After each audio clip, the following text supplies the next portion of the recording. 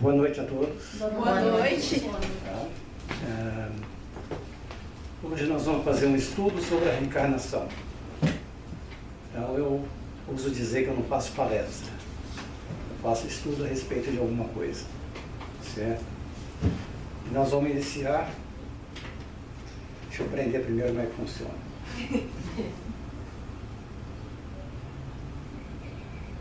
Onde está?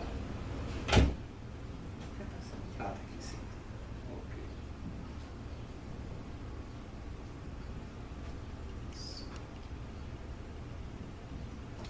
Então, basicamente, nós vamos começar falando a respeito do que é a reencarnação.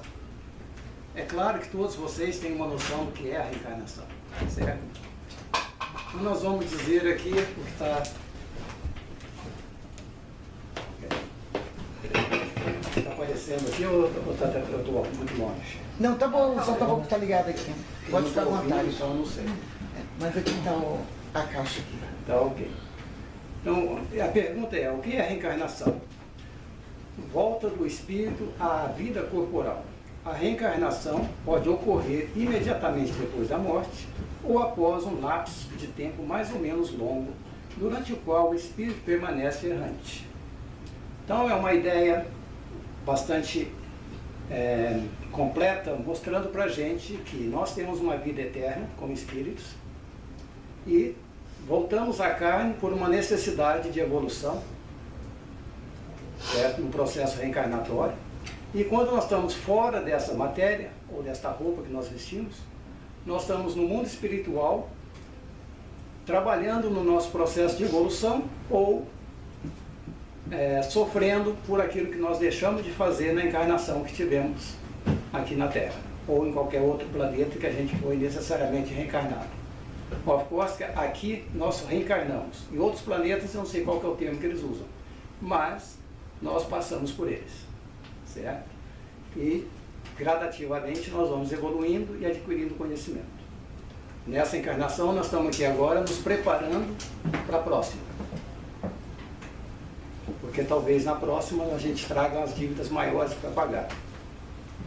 Então, vamos nos coordenar nessa e trabalhar o máximo possível para a gente poder resgatar aquilo que trouxe para resgatar e se preparar o melhor possível para a próxima, certo? Para que ela seja mais branda e que a gente consiga vencer com mais facilidade. O planejamento reencarnatório, em geral, as reencarnações são planejadas com antecipação. Mas quando a gente diz planejada, significa o fato de que os espíritos com um nível mais elevado têm condições de participar do planejamento da sua reencarnação. Porque nós sabemos que existe a reencarnação compulsória, onde o espírito não participa do processo todo reencarnatório dele. Porque o nível dele de moral ainda não é tão elevado e ele necessita de que alguém decida por ele qual é o melhor processo para ele na reencarnação dele aqui no planeta. Certo? O tempo de preparo será proporcional às necessidades educativas do espírito. Esse planejamento pode ser elaborado pelo próprio espírito, desde que tenha condições morais e intelectuais. Pode ser delegado a espíritos mais esclarecidos. Então é o caso das reencarnações compulsórias. Os espíritos mais evoluídos vão determinar qual é a reencarnação adequada para aquele espírito, porque ele não tem condições de decidir por ele próprio. Então nós podemos fazer uma comparação com os nossos filhos.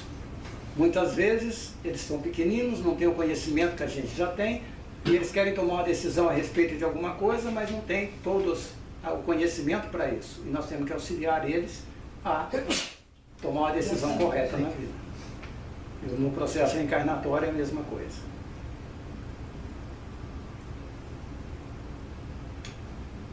Acho que todo mundo é familiar com o nosso lar, né? A colônia. Então lá temos o Centro de Planejamento de Reencarnação. Nós já passamos, provavelmente já passamos por lá. Aí Allan Kardec tem uma pergunta que ele fez, dentre todas que ele gostaria de saber e fez, certo? Quando na erraticidade, antes de começar nova existência corporal, Tem o espírito consciência e previsão do que lhe sucederá no curso da vida terrena? Ele próprio escolhe o gênero de provas por que há de passar, e nisso consiste o seu livre-arbítrio. Está no Livro dos Espíritos, na pergunta 258. Então dá para a gente perceber que nós, no mundo espiritual, fazemos a escolha do gênero de encarnação que nós necessitamos, mas não sabemos detalhadamente todos os passos que vamos ter que seguir aqui depois de reencarnar. Então nós podemos trabalhar no processo de depurar aquilo que necessitamos e nos reeducarmos para não cometermos mais erros e levarmos mais dívidas para a próxima encarnação. Então é como saber controlar o cartão de crédito.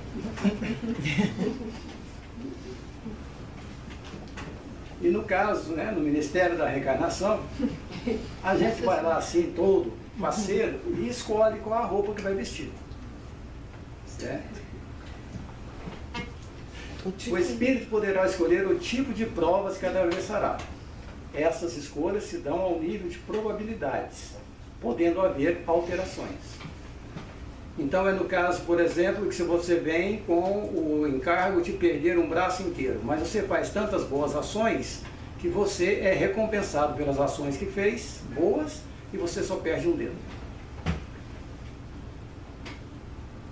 Então a forma de pagamento foi alterada, certo? E fica mais fácil para a gente se a gente conseguir pagar dessa forma.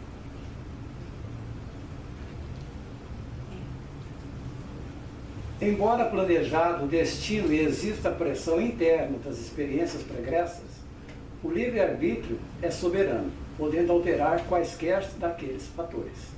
Então vocês veem na imagem, né, dois caminhos que nós sempre temos em nossas frentes, e nós determinamos qual deles é melhor para nós. Se escolhermos o caminho errado, vamos sofrer as consequências da escolha. Se acertarmos a escolha, vamos colher os benefícios da escolha acertada. Certo? Então, independente de qualquer coisa, o nosso problema é o livre-arbítrio. Porque até Deus respeita. Deus não interfere nas nossas vidas, porque Ele nos deu o livre-arbítrio. E Ele respeita. Ele nos dá as direções, nos mostra todos os problemas, nós trazemos na consciência o que é certo e o que é errado, certo? Mas quem decide o que fazer somos nós. E não adianta culpar o outro que provocou você decidir daquela forma, porque ele vai responder por ter provocado e você responder por ter decidido.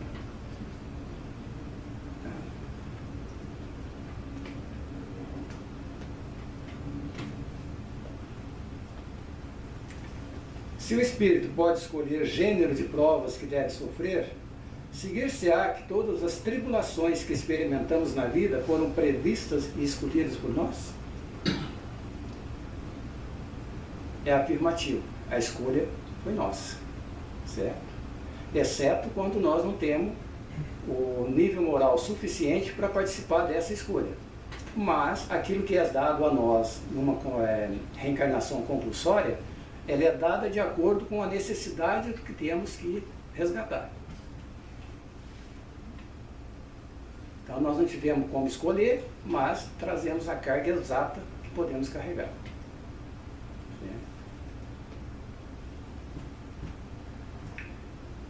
Todas não é bem o termo, porque não escolhestes nem previstes tudo que vos gênero das provações.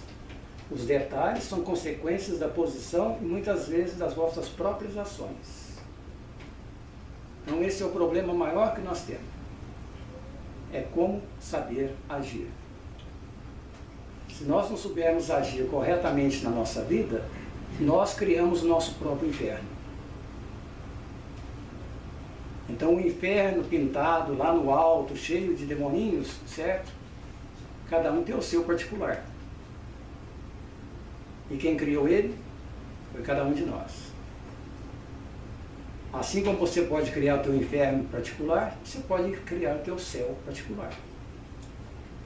Tendo boas ações, agindo dentro do melhor possível, usando da... esqueci a palavra. mas usando das escolhas Do bom corretas. senso. Hã? Do bom senso. Do bom senso. Tem hora que Dá um branco. bora tudo. Certo. As ações humanas levam a consequências, nada fica sem resposta. Toda ação corresponde a uma reação. Porém, acreditar que tal reação obedeça de forma linear à ação precedente é admitir o determinismo. Há apenas um determinismo para o espírito, a evolução. Então, a única coisa que é determinada para que nós consigamos é a nossa evolução. O resto não é determinado, ele é opcional. Nós escolhemos ou deixamos de escolher. Certo? Quem faz somos nós. E a lei é clara, o progresso sempre. Nós temos que buscar a nossa evolução o tempo todo. Por mais difícil que ela seja, por mais complexa que ela seja, depende só de nós, de cada um de nós. Não depende do que está do nosso lado. Certo? Porque muitas vezes uma ação tua hoje simples, que você acha que não tem efeito nenhum, certo? Vai causar um problema para o outro, que vai levar um outro a outro problema e que depois, em outra vida, você vem e resgata por ter iniciado o processo. Então a gente lembra, por exemplo, no caso de André Luiz e a empregadinha da família dele. Quem é familiar com a história sabe que, por ele ter tido um relacionamento com a empregada e a mãe descoberto, a mãe dispensou ela. Ela acabou no prostíbulo, acabou doente adoeceu com sífilis e desencarnou. E quando ele foi para o nosso lar, ele foi cuidar dela. Ela cega, ele sabendo quem era ela e não podendo dizer quem era ele. E ela explicando por que chegou naquele ponto, na condição de desencarnada. E ele vendo a culpa da ação que ele teve. Talvez inocente, involuntário, mas ela teve um resultado. E ele sentiu toda a Culpa. culpa, né? Remorso. E o remorso de ter desencadeado aquele processo. Então, muitas vezes, nós homens, né, temos na cabeça o fato que é isso? Não tem problema nenhum, certo? Tem, e muito, porque você vai resgatar depois. Então, se a gente conseguir manter o equilíbrio e trabalhar nesse nosso ímpeto de fazer coisas que não devem, certo? A gente vai colher bons frutos.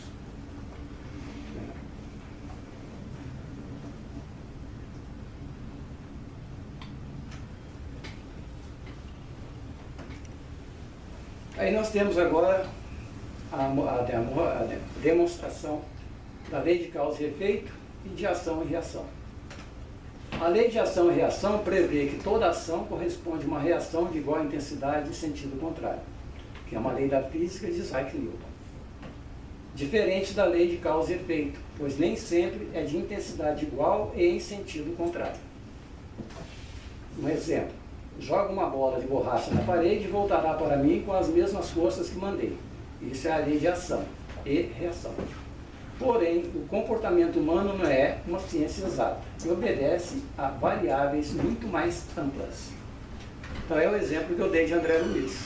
A ação dele não trouxe a ele uma volta imediata, mas deu a volta para mostrar a ele, certo? De uma forma totalmente diferente, que o que ele fez não devia ter sido feito. E muitas vezes nós, sem perceber, nós conversamos ou falamos a respeito de alguém aqui, aí esse alguém fala para o outro alguém fala para o outro alguém, você causa um problema enorme, certo? Por ter feito a tal da fofoca. Ah, mas aqui não tem nada. Que é uma santidade, aqui só tem conversa fraterna. Você viu que fofoca que você está fazendo? Fofoca é fora. Tá doida que tem fofoqueira? Tem não. A última que tinha aqui se regenerou fui eu. Entrei, me regenerei, agora não faço mais fofoca. A gente tem Só uma amiga, comentários fraternos. a gente tem uma amiga que agora está no Brasil, já bem velhinha, certo? Que ela disse que ela tinha um salão de beleza, certo? E vinha... Ele olhou para a esposa, olha ali. É, Esperando consentimento para terminar a história. porque ela é bonita. Ah, então tá bom. Certo? Então, o que acontece? Ela tinha uma cliente que não falava, certo? Mas com as mãos fazia toda a fofoca que podia. Certo? Eu tive um vizinho. Agora imagina se tivesse vindo com voz. É. Minha mãe dizia que o vizinho não tinha voz porque ele tinha duas mãos. Na próxima ele viria sem as duas mãos também. Porque ele falava com todo mundo. Contava a vida de todo mundo só na mãozinha. Essa é a história do ação e reação. Ação e reação ou causa e Causa e efeito. Tá vendo? Tá esperto, vai prestar atenção.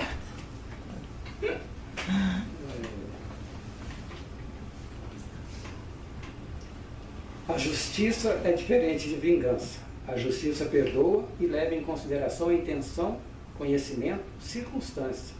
A vingança quer apenas que o outro sofra. Então, quando a gente quer que alguma coisa seja feita justiça em relação a ela, a gente tem que levar em consideração todas essas coisas. Porque a gente nunca sabe o porquê que a pessoa chegou a ter aquela atitude ou a ter aquela ação. Porque, em geral, quando a pessoa age de uma forma agressiva, é uma pessoa doente, uma pessoa necessitada, e que ela não tem o equilíbrio. Por isso que ela faz isso. Assim que ela recuperar o equilíbrio, ela não faz mais aquilo. Então nós temos que manter o nosso equilíbrio para que possamos entender o desequilíbrio dele e auxiliar ele a se reequilibrar.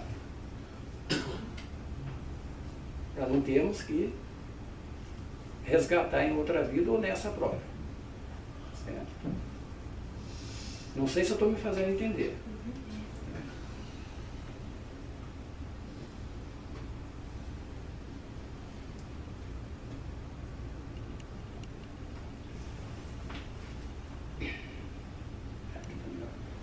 As escolhas feitas não podem esquecer os compromissos de encarnações anteriores. Há encarnações compulsórias para espíritos que acumulam compromissos, principalmente quando envolve terceiros. Certo? Então, no caso, quando envolve um terceiro, é porque você agrediu um terceiro numa vida, você assassinou alguém numa vida, o teu nível moral era muito baixo, você era uma agressividade grande demais, então você não tem condições de participar da sua reencarnação próxima. E aí ela é dada a você compulsoriamente, com as necessidades que você tem de resgatar. Então nós estamos todos aqui trabalhando nesse processo de resgate, certo? Em busca do melhor possível. Agora temos que entender que nós continuamos errando, nós continuamos tropeçando, mas cada vez que você tropeça significa que você está caminhando. Porque se parou de tropeçar é porque está parado, não saiu do lugar. Então se você erra, você aprende com aquele erro e tenta não errar mais daquela forma. Certo? E buscar se melhorar o máximo possível.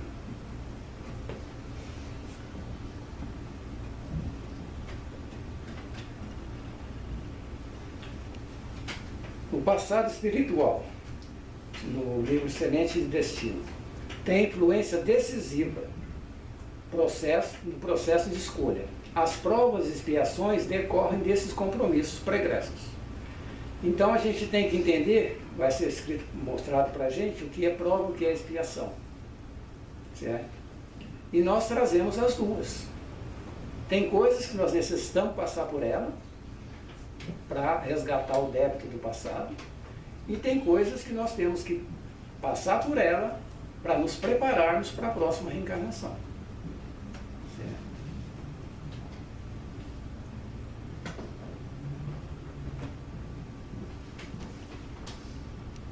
Provas e expiações. O que são provas? São escolhas para o nosso adiantamento.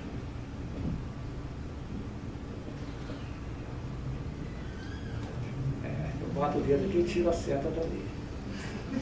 Nem olha para mim não, olha para aquele de lá, que eu sou uma negação com isso aí. Tá? Tico e o Teco não funciona quando eu chego diante do computador. Você está arrumando problema comigo. O que são expiações?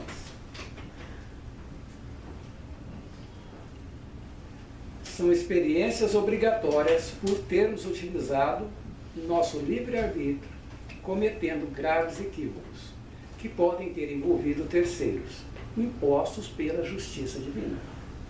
Então vocês veem que quando você tem uma expiação para passar uma vida, certo?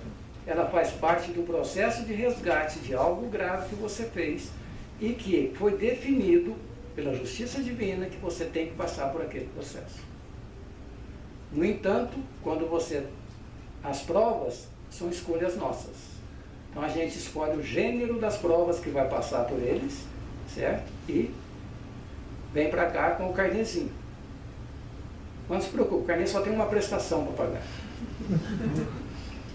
Ele é caro. Tem que juntar quase a vida inteira para poder pagar.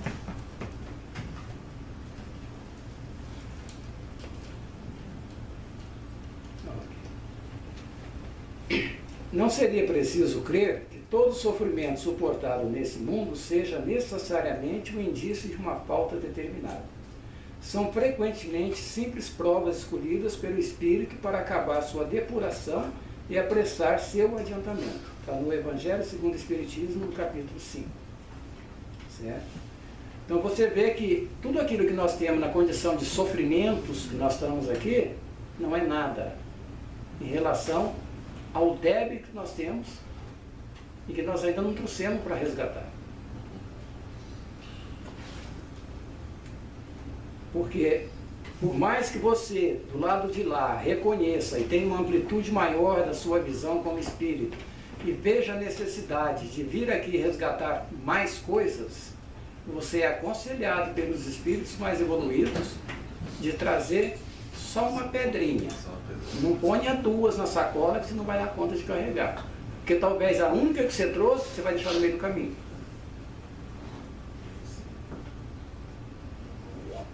E aí a gente tem que fazer tudo para não arrumar mais pedrinhas nessa, certo? Para pôr dentro do baú.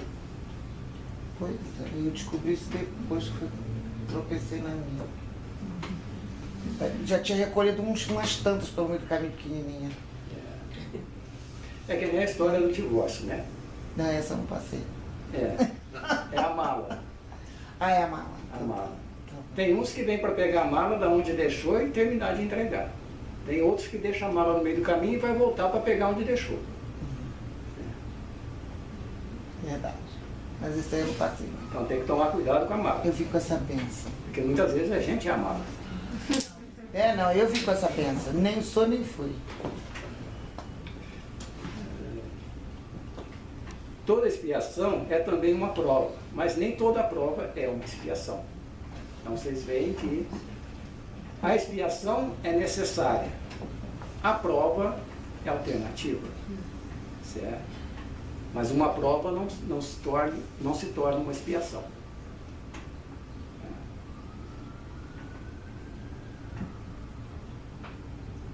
Eu poderia mudar isso aqui sem fazer essa setinha subir e descer aqui? Eu acho que passou direto.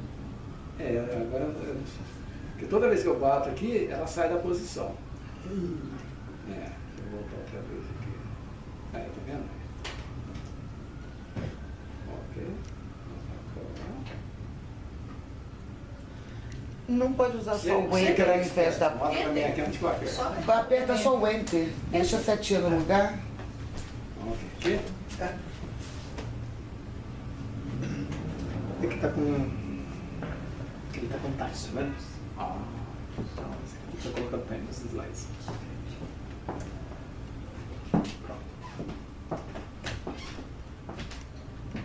Pronto, ficou tudo preto. Pronto. Volta 2. 2 ou 1?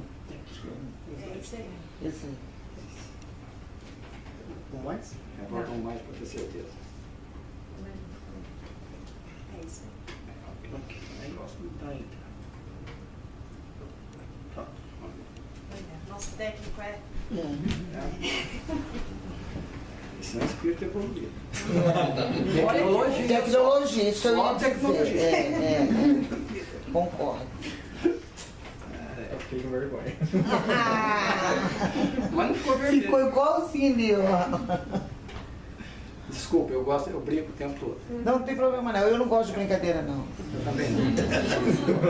Pode brincar que eu não gosto não. Mas eu só faço brincadeira séria. Tá. Eu nem séria.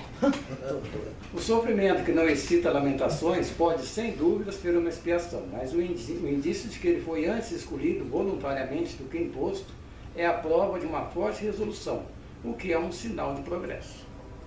Então vocês veem que aquele sofrimento que você tem na sua vida, mas que você não lamenta a respeito, certo? É sinal de que você progrediu um pouquinho. Porque você consegue entender esse sofrimento, você consegue buscar energia para vencer ele, mas você não fica lamentando para os cantos, certo? E tendo autopiedade. Porque a pior coisa que existe é nós termos autopiedade. É achar que nós somos a última criatura do mundo. Só o nosso sofrimento que é grande. É, certo?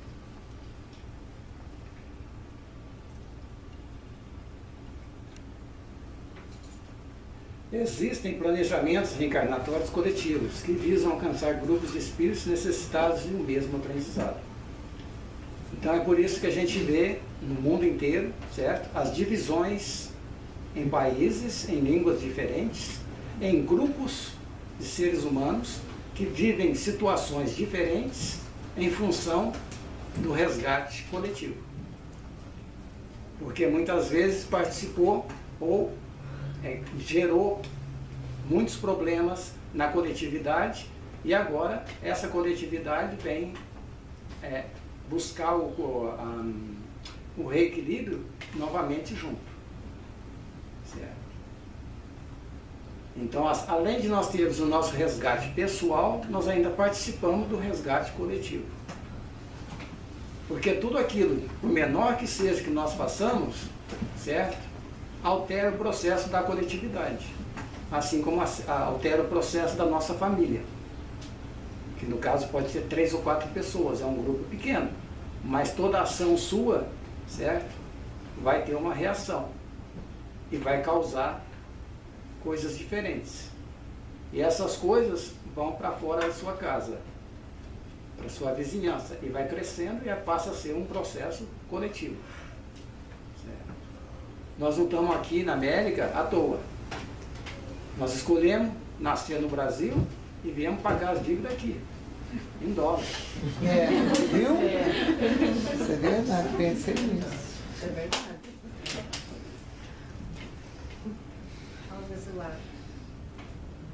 No caso, quem tem conhecimento do livro Os Exilados de Capela, certo?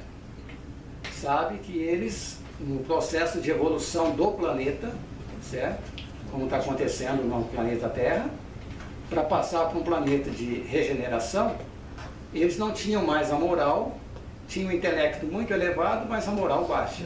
Então, para que eles resgatassem toda essa moral, foi dada a eles a oportunidade de reencarnar no planeta Terra, para auxiliar os terráqueos da época a evoluírem intelectualmente. Então a gente vê o resultado disso nas pirâmides do Egito, em vários outros lugares, coisas que foram feitas naquela época que a tecnologia de hoje não consegue fazer.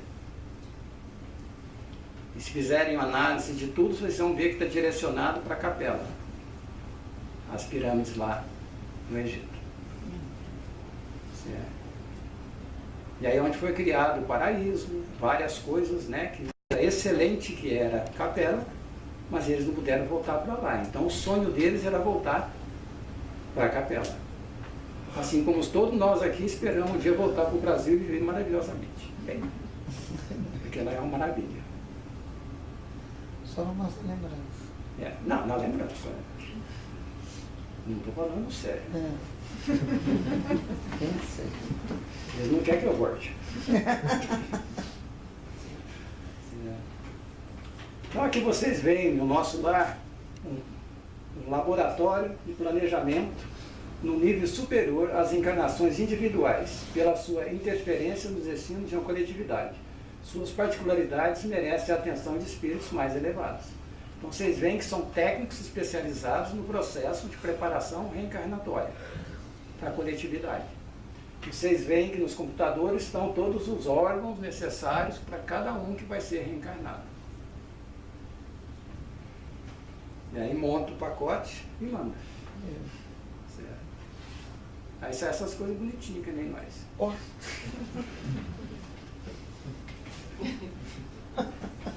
Estou ligando de Dona Ju agora. Dona Ju, eu estou aqui. Há circunstâncias diversas que promovem alteração no planejamento da reencarnação, que pode ocorrer sem o detalhamento necessário, principalmente nos casos de reencarnações acidentais. Então eles põem aqui uma fantasia de carnaval, né, para exemplificar uma união sexual fortuita. O espírito que esteja próximo ao casal será atraído pela concepção. Então o mundo espiritual não perde tempo. Vê dois se engraçando, já arma para eles. Está aqui, ó. Tá aqui. Sabe nada, você. Toma que o fio é teu. Sério? Nesses casos, encaixam-se também os reencarnantes oriundos de estupros, espíritos criminosos, suicidas, entre outros. Certo? E aqui eles puseram, que não dá para vocês verem aí, mas que é o suicídio de Baiano. Suicídio do Baiano. Tem Baiano aqui não.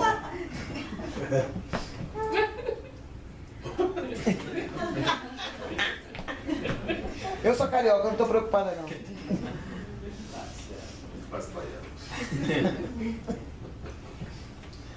Como planejar sua próxima encarnação? O planejamento reencarnatório realiza-se durante o período de intermissão, muito embora as correções de rumo possam ocorrer após o espírito ter reencarnado. Então é o caso que eu citei de você vir numa reencarnação para perder um braço inteiro, mas você conseguiu a movimentar no teu processo de evolução e você perde só um dedo, certo? Então você consegue fazer alteração no teu processo reencarnatório. O planejamento da próxima encarnação, enquanto se está encarnado, propicia a conclusão ou interrupção de processos em curso que tenderiam a prejudicar o espírito. Então nós não temos que nos preocupar como nós vamos reencarnar e ficar planejando, fazendo mapas, certo? Criando castelos de vida. Mas fazer o melhor de nós para fazermos o melhor possível dentro da nossa família, da nossa sociedade, em benefício de nós próprios. Certo? Porque aí quando estivermos fora da matéria, nós vamos ter o que usar para preparar a nossa próxima encarnação. Aí fica mais fácil. Certo? Que com a amplitude da visão no mundo espiritual, você tem noção e tem como elaborar uma reencarnação mais adequada para a tua necessidade. Porque nós seremos os nossos juízes do lado de lá. Ninguém vai julgar nós, ninguém vai fazer nenhum tipo de crítica naquilo que nós fizemos. Nós próprios é que vamos nos criticarmos e nos julgarmos e buscar a pena que nós achamos adequada para trazermos aqui novamente e recuperar esse débito criado por nós mesmos.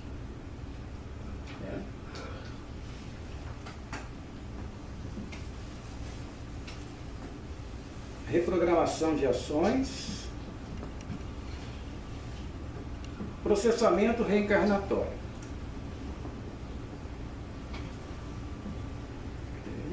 Mais uma vez. O processamento da reencarnação se dá através da fecundação biológica, a qual possibilita a união do espírito ao corpo físico, visando uma nova existência. É de Adenauer. Adenauer. Meu francês é fraco. Só fazer biquinho. É só fazer biquinho. Resolve. Aí nós vamos ter aqui agora, certo, uma amostra da reencarnação de Segismundo no livro Nosso Lar. Missionários da Luz. Cidades da Luz. Missionários da Luz. É que eu já fui lá para o Nosso Lar. Eu esqueci meu endereço lá. Em uma encarnação precedente, o casal Adelina e Raquel viveu uma paixão desvairada. Segismundo, por ciúmes, assassinou Adelino. E Raquel foi parar em um prostíbulo. Desencarnaram, cada um por sua vez, sob intensa vibração de ódio. Então vocês veem a situação criada, certo? Por um processo de assassinato e ao mesmo tempo de como é que é a palavra? Esqueci agora. Traição, certo? No plano espiritual, já reequilibrados, o casal promete receber como filho Segismundo como filho para o resgate, para o necessário reajuste. Certo? Você vê que a gente combina tudo lá de lá, organiza tudo, faz todas as promessas, aí está lá no nosso lar, vai para o jardim lá, senta na beira do rio, faz promessas. Aí depois chega aqui e esquece tudo. Aí chega aqui, senta ali no passeio, e, né, na beira do passeio, acabou tudo. Não lembra nada. Não lembra nada. Porém, durante a reencarnação, Adelino recuou ao compromisso por medo do antigo adversário, que lhe aparecia em sonhos que interpretava como assustadores. Foi necessária a interferência dos espíritos benfeitores. Então, a gente percebe aqui que quando, no caso, Segismundo se aproximava de Adelino em forma espiritual, Adelino, tendo a percepção, certo, do ódio gerado entre ambos na vida passada, ele tinha como se fosse, para ele seriam pesadelos. E ele ficava apavorado com aquela aproximação, certo? E oferecia resistência para que acontecesse essa aproximação. André Luiz e seu instrutor Alexandre chegam à casa de Adelino e Raquel. Herculano, que trouxe Segismundo para a aproximação com o casal, esperava-os na entrada da casa. Então vocês veem o trabalho do mundo espiritual para processar a nossa reencarnação. E a gente chega aqui e nem agradece. E nem pede desculpa pelos erros cometidos. Certo? Alexandre, André Luiz e Herculano se aproximam de Segismundo, o qual se encontrava visivelmente abatido. O casal Adelino e Raquel tomava a refeição da tarde com seu filho primogênito. Então vocês veem que no caso Segismundo está ali numa condição assim de apreensão e tristeza, porque o ódio, o clima de ódio existente entre ele e Adelino, certo? Faz com que ele se sinta assim, porque ele sente como está sendo rejeitado. Certo?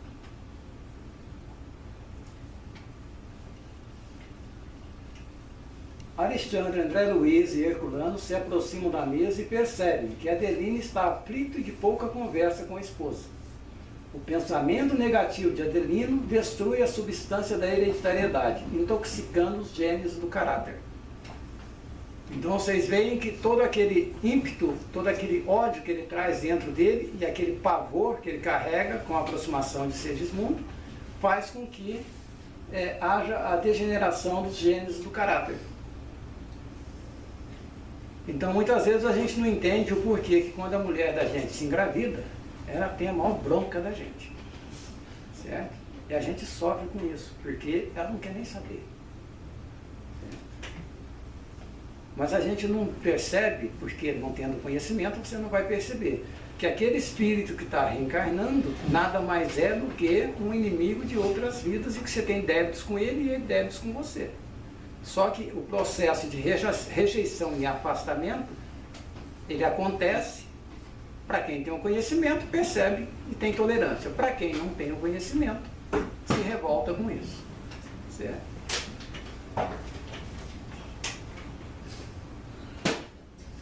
Antes de dormir, conforme prometido, o casal segue com grande atenção a oração dominical proferida com emotividade infantil pelo pequenino João. O clima de preparação para a aproximação de Segismundo com Adelino melhora. Então vocês veem a importância da prece dentro do lar da gente. Certo? Mas a prece espontânea, não a prece decorada. Aquela prece que você tira de dentro de você e conversa com Deus com honestidade, em busca da ajuda e do apoio dele. Certo? Adormecidos, Raquel e Adelino abandonam seus corpos físicos. Raquel vai ao encontro de sua avó materna, enquanto Adelino vagueava no quarto angustiado e espantadiço. Então você vê que a gente faz isso toda noite e não dá conta de que está fazendo. Certo? Aquele que vem aqui, senta e dá aquela cochiladinha dele, o espírito já saiu fora. Certo? E aí de repente ele volta e dá a impressão que ele está caindo. E aí regala os olhos assustados.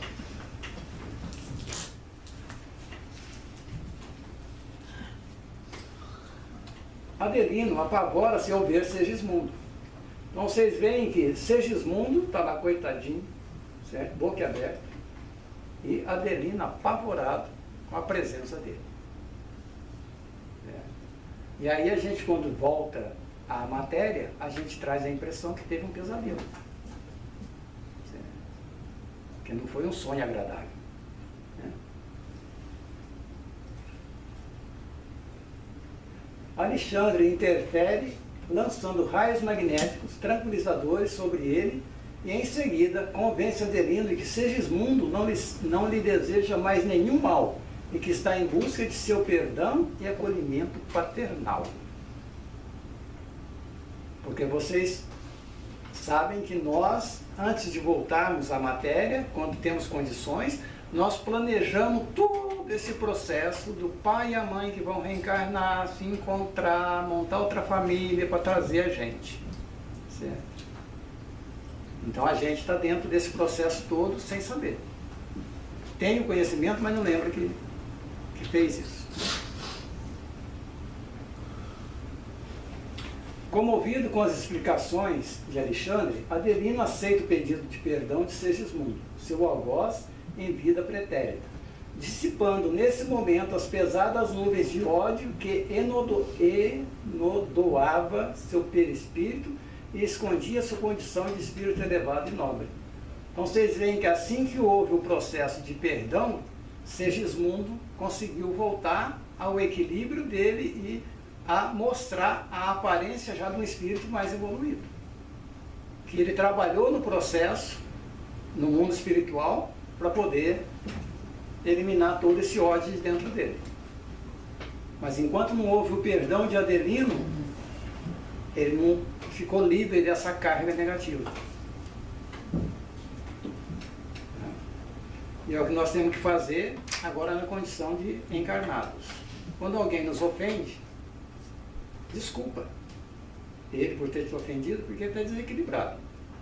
Ele necessita de ajuda e não de ódio.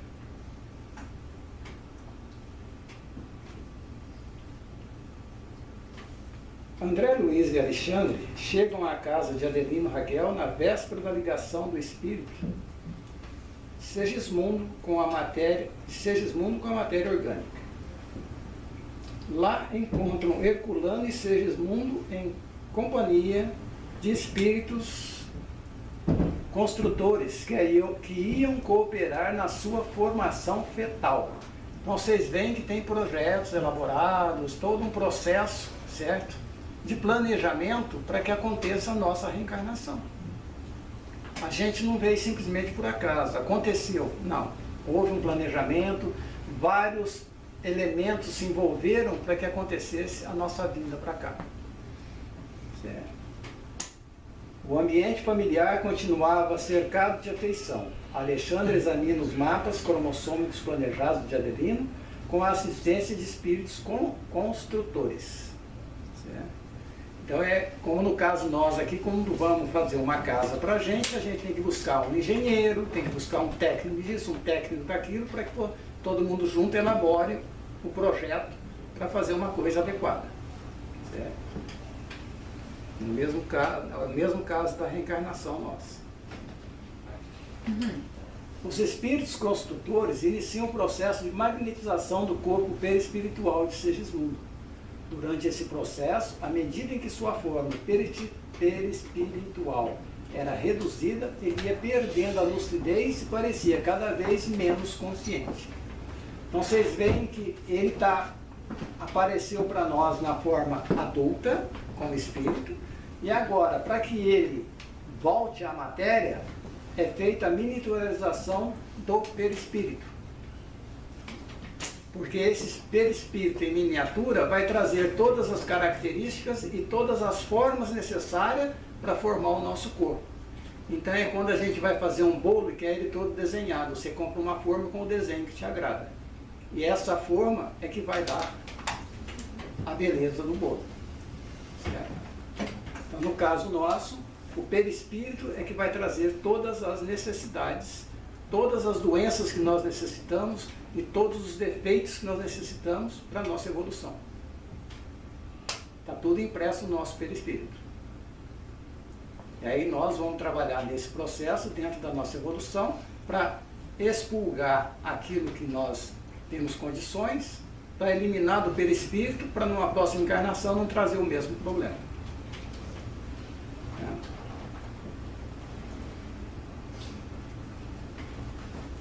Naquela noite, após a união genésica de Adeline e Raquel, Alexandre analisa a corrida dos espermatozoides em direção ao óvulo.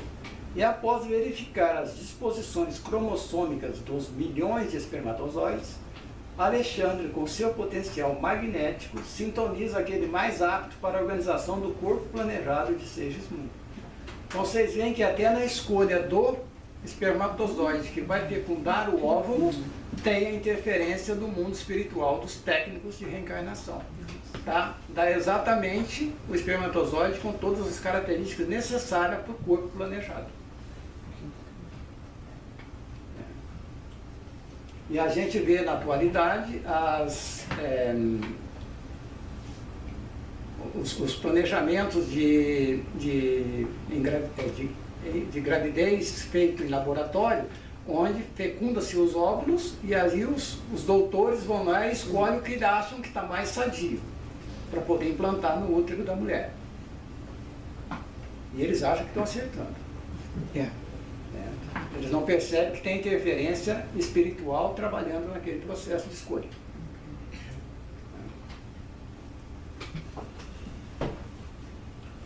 A genética é determinada pelo elemento espiritual. O espírito reencarnante atrai para o óvulo, que vai ser fecundado, exatamente o espermatozoide com a carga genética necessária para a realização de seu karma. Então, o processo é muito minucioso, é muito delicado e muito bem feito. Cada um de nós traz aquilo exatamente que necessita, nem mais, nem menos. Certo? Independente da nossa vontade. Nós vamos trazer exatamente o que precisamos.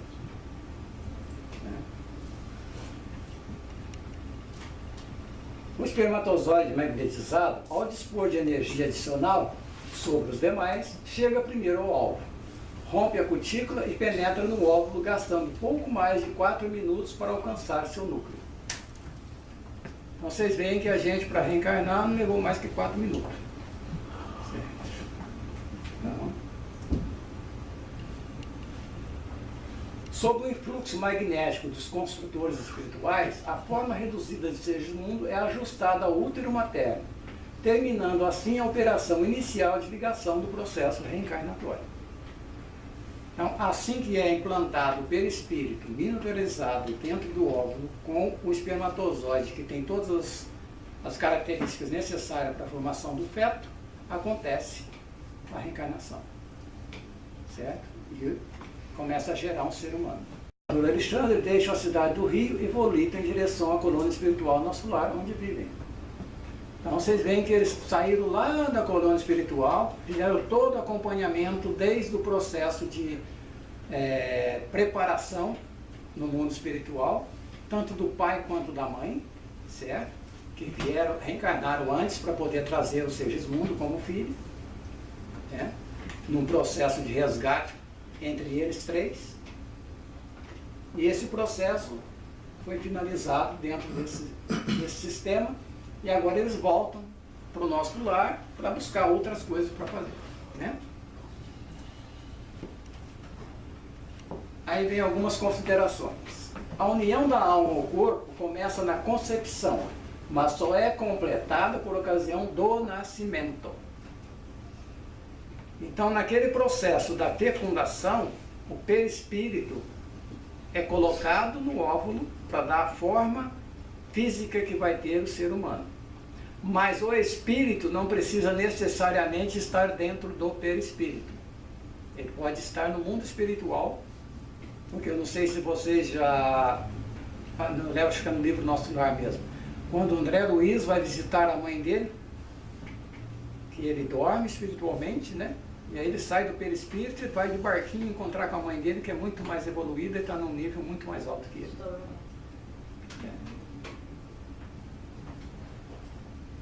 Então o perispírito nada mais é do que um corpo material que nós temos no mundo espiritual. Só que de uma matéria mais sutil. Certo? Onde nós, na condição de reencarnados, não temos a capacidade de ver e perceber, a não ser que tenha mediunidade de evidência.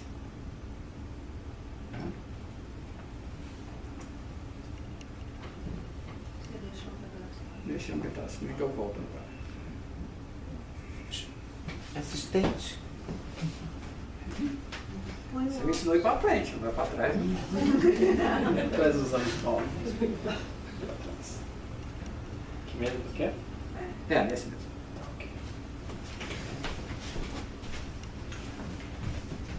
Mas é com exceção dos natimortos, certo? Porque quando o feto é gerado e nasce na condição já de morto, certo? Então, não tem mais essa ligação. O espírito está totalmente fora. Certo? Porque houve a rejeição do pai e da mãe para receber o espírito, ou a rejeição do espírito de aceitar como pai e mãe.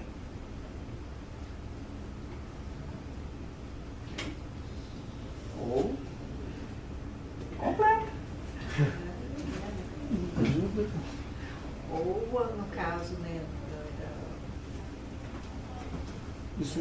do próprio espírito, né, de ser um processo de evolução para o pai e para a mãe, né, tem essa fecundação toda, mas não acontece. Faz parte do processo de resgate. Porque o sofrimento que vai gerar isso, certo? É uma forma de estar resgatando débitos de vidas passadas. A ligação se dá molécula a molécula do perispírito com o corpo. A união é definitiva. Outro espírito não pode substituir o que está designado para aquele corpo. Então, quando nós escolhemos a nossa roupinha, certo? Ela só vai pertencer a nós. Nenhum outro pode entrar nela. Então, aquela ideia de que quando você recebe uma comunicação mediúnica, o espírito incorporou o seu corpo, não existe. Ele está próximo de você, emitindo a comunicação, mas não está dentro do teu corpo. Mesmo você está espiritualmente afastado da matéria, para dar a ele a passividade necessária para se expressar através de você. Certo? Mas ele nunca vai estar dentro do corpo material de nenhum de nós. Certo? Você pulou de novo. A união definitiva. Leia aí. Põe o óculos. Olha, agora eu já aprendi. Professor. Aí. Não, é que eu estou preparando ela para fazer palestra. Então, eu acho que ele olha para ela tipo assim, isso, agora é isso, olha, presta atenção, volta. Ela que tira com a varinha mágica dela. O que faltou? A união definitiva, o último pedaço. Não. É o que eu acabei de falar para vocês. Outros espíritos não podem substituir. Vocês não prestaram atenção, bom. Eu falei. O até vermelho agora, olha assim. Eu sei que eu tô velhinho, mas né? Bom, então é o fato que acabei de explicar para vocês, certo? Cada um de nós tem o seu corpo determinado e ninguém vai habitar ele a não ser nós. Certo?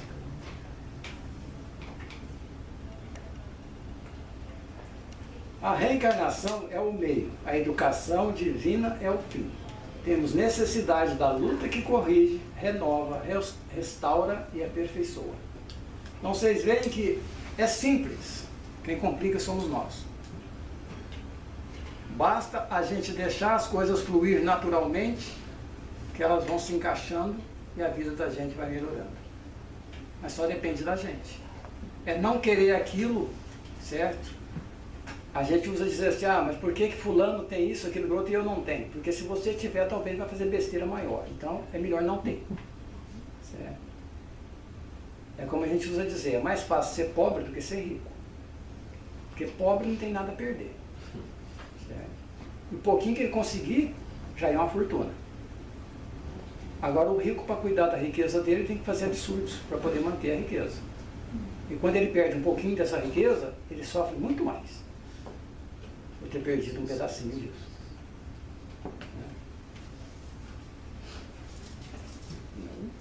Agora eu tenho que mudar aqui. Mais um? Não, ok. Mudou. A reencarnação é o meio. A educação divina é o fim. Temos necessidade da luta que corrige, renova, restaura e aperfeiçoa. Ok, vamos lá para o próximo. Se consigo. E aí vem a bibliografia, né, dizendo no Livro dos Espíritos, o Evangelho segundo o Espiritismo, Missionários da Luz e Conhecendo o Espiritismo, de Adenauer Nouveau. Que é zumbi. Nouveau. O Nouveau foi ótimo. Desculpe ter tomado o tempo de vocês. Muito obrigado por ter a tolerância e a compaixão de me ouvir. Pelo menos eu consegui fazer de praticar compaixão.